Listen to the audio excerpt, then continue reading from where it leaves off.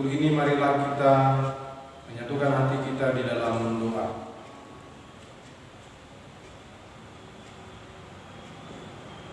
Amin. Di dalam nama Allah Bapa dan nama Anaknya Tuhan Yesus Kristus dan nama Roh Kudus yang menciptakan langit dan bumi, kasih karunia dan damai sejahtera menyertai kamu sekalian. Amin. Marilah kita sama-sama berdoa. Ya Yesus Kristus Tuhan kami, hadapkanlah wajah-Mu, berilah kasih karunia dan kehidupan kepada kami. Amin.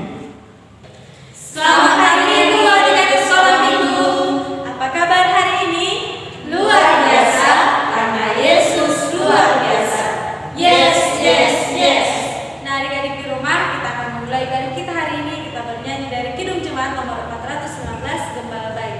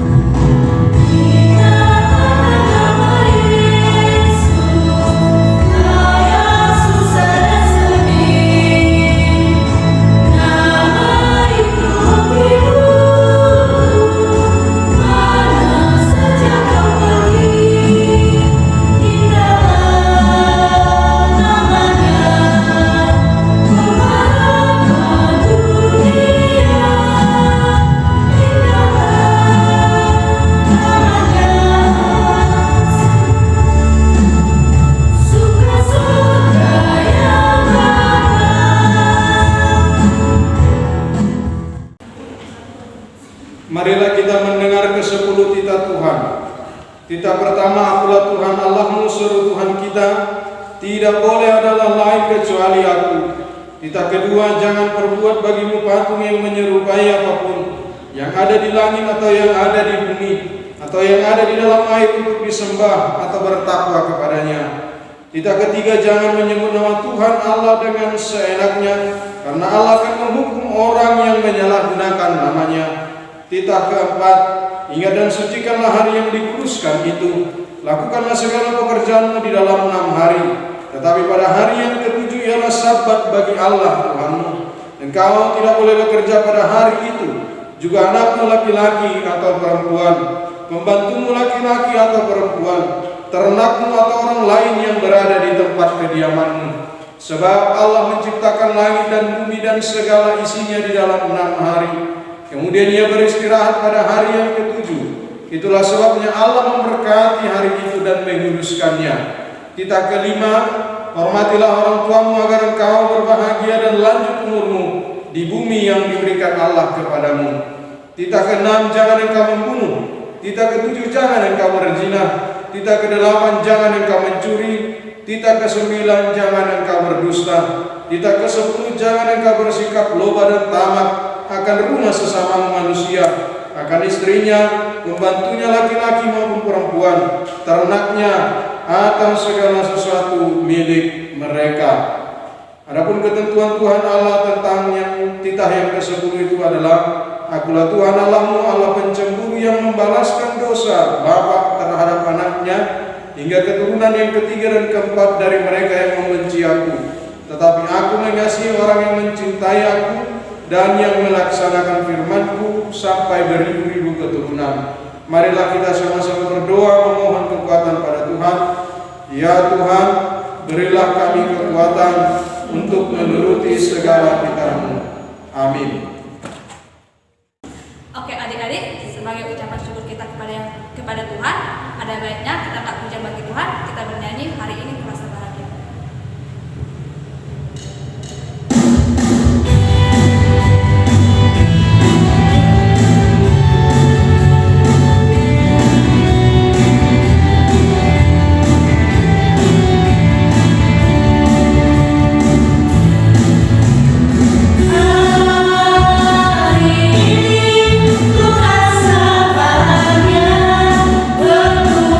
Bersama saudara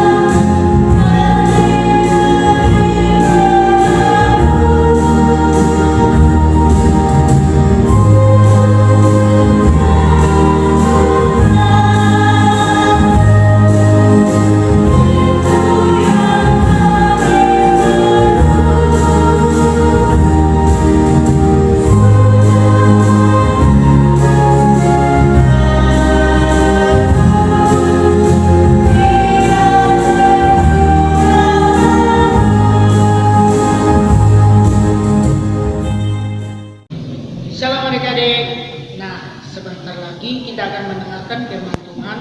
Untuk itu kita berdoa ya. Kita bersatu di dalam doa. Terima kasih Tuhan atas segala berkat yang Kau berikan kepada kami, karena Engkau masih memberkati kami pada hari ini yang baru. Tuhan, sebentar lagi kami akan mendengarkan sebagian dari firman-Mu. Buka hati dan pikiran kami ya Tuhan, karena kami sudah siap untuk mendengarkan-Mu. Dosa yang kami perbuat, kiranya Engkau menghapuskannya supaya kami layak di hadapan-Mu. Dalam nama Tuhan Yesus Kristus, amin. Nah, firman Tuhan yang menyapa kita pada hari ini tertulis dalam Injil Yohanes 15 ayat 13 sampai yang ke-15. Nah, abang bacakan dari sini ya. Pokok anggur yang benar. Tidak ada kasih yang lebih besar daripada kasih seorang yang memberikan nyawanya untuk sahabat-sahabatnya.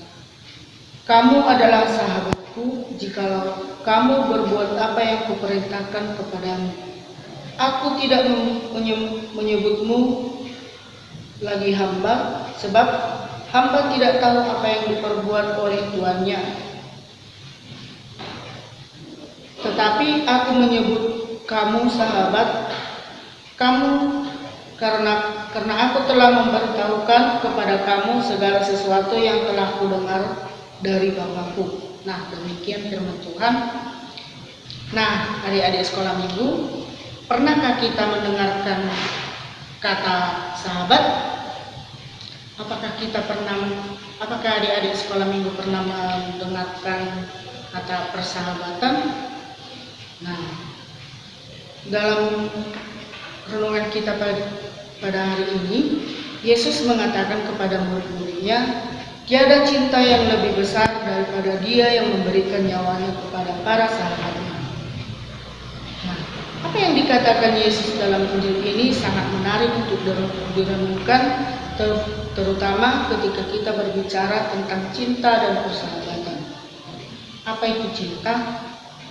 Apa itu persahabatan? Dalam kehidupan setiap hari, ada dua hal yang saling berdekatan. Ketika menjalin sebuah persahabatan, apa yang hendak kita berikan kepada sahabat kita kalau bukan cinta atau kasih? Kasih begitu akrab dengan kita setiap hari.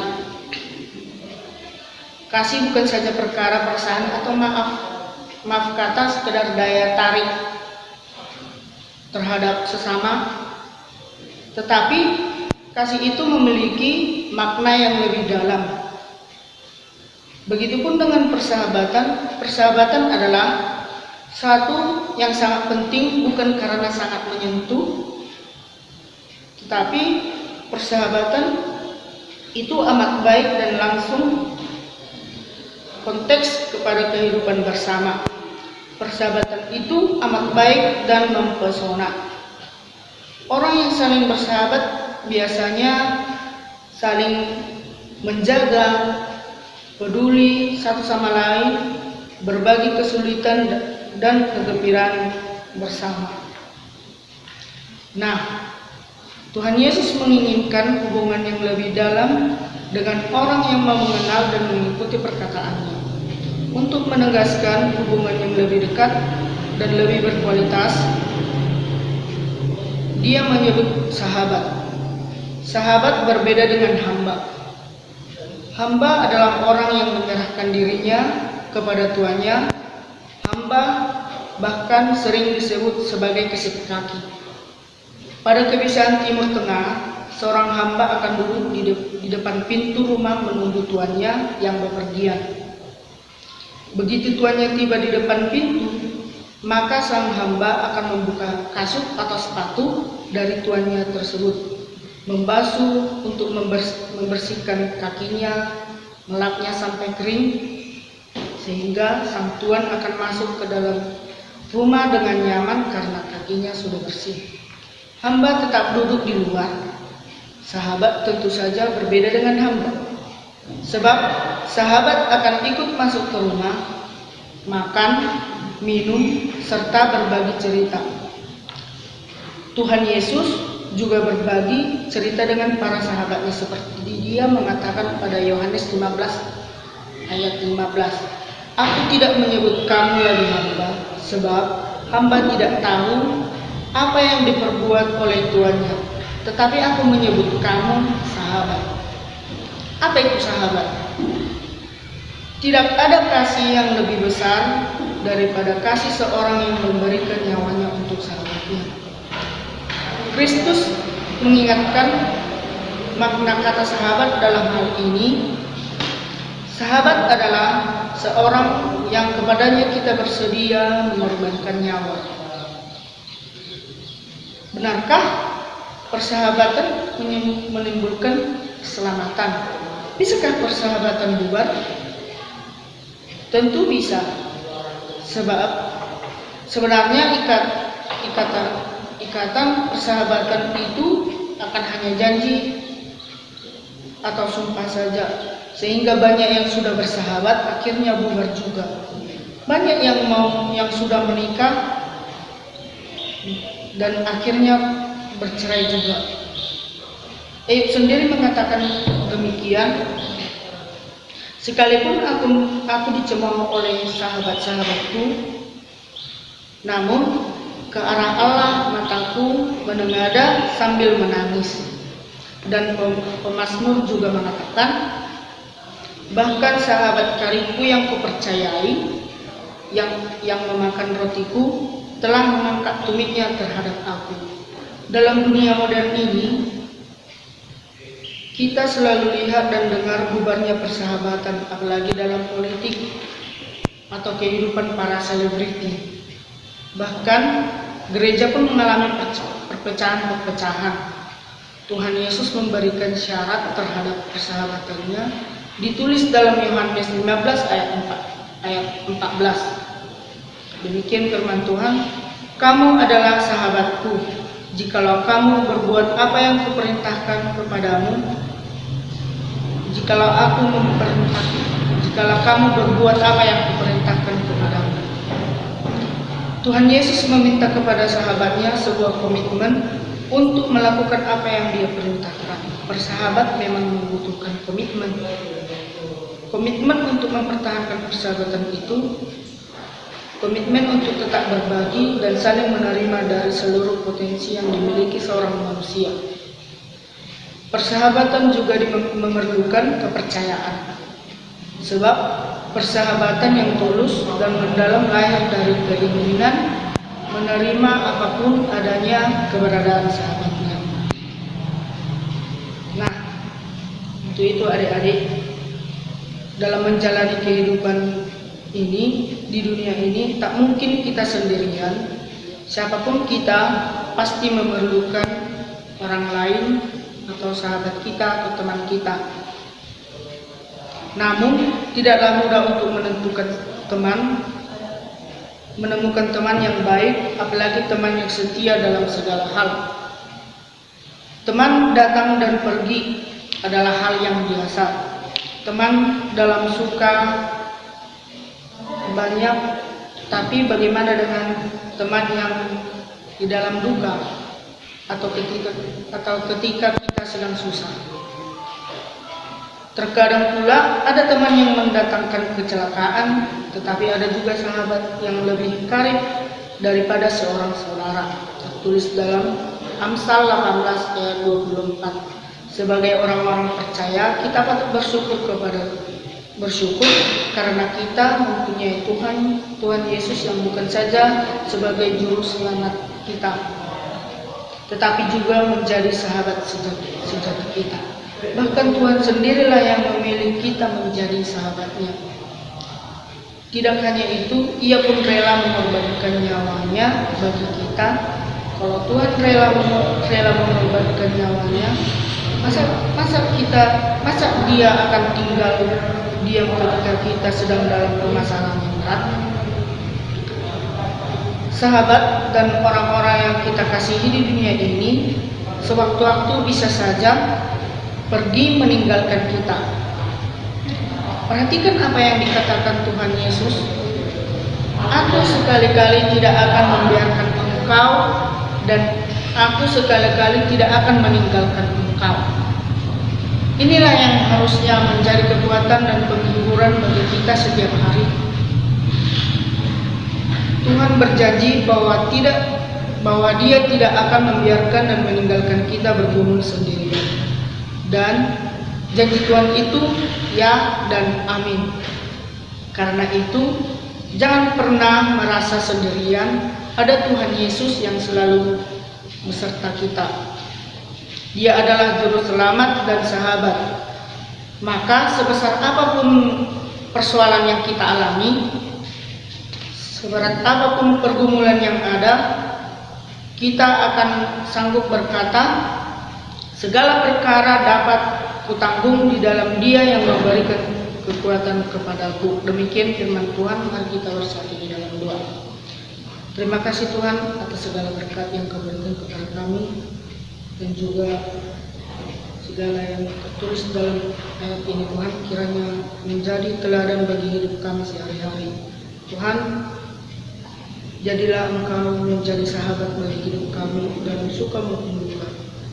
Kami manusia yang tidak luput dari kesalahan dan dosa, kiranya Engkau menghapuskannya supaya kami layak di hadapan. Hanya dalam nama Tuhan Yesus Kristus. Amin. Nah, adik-adik di rumah, tadi kita sudah mendengarkan firman Tuhan yang dibawakan oleh Pak Indra. Nah, dan adapun tema kita minggu ini yaitu persahabatan. Nah, untuk itu kita mengumpulkan persembahan, tetapi sebelum kita mengumpulkannya, terlebih dulu kita mengucapkan janji kita. Adapun janji kita adalah Tuhan dan dan marga bersausi. Kita bernyanyi sambil mengumpulkan persembahan sejuta.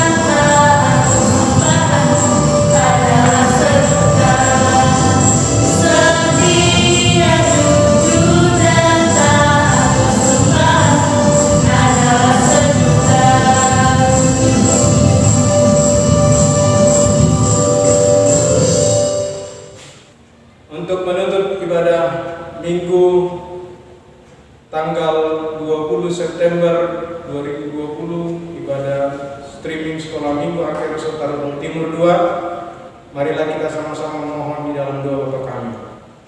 Bapa kami yang di surga, dikuduskanlah namamu, datanglah kerajaan-Mu, jadilah kehendak-Mu di bumi seperti di surga. Berilah kami pada hari ini makanan kami yang secukupnya, dan ampunilah kami akan kesalahan kami, seperti kami juga mengampuni orang bersalah kepada kami. Dan jangan membawa kami ke dalam pencobaan, tetapi lepaskanlah kami daripada yang jahat, karena Engkau punya kerajaan dan kuasa sampai selama-lamanya. Terimalah berkat dari Tuhan. Anugerah Tuhan kita Yesus Kristus, kasih setia Allah Bapa dan persekutuan Roh Kudus, itulah kiranya memberkati dan melindungi engkau. Amin.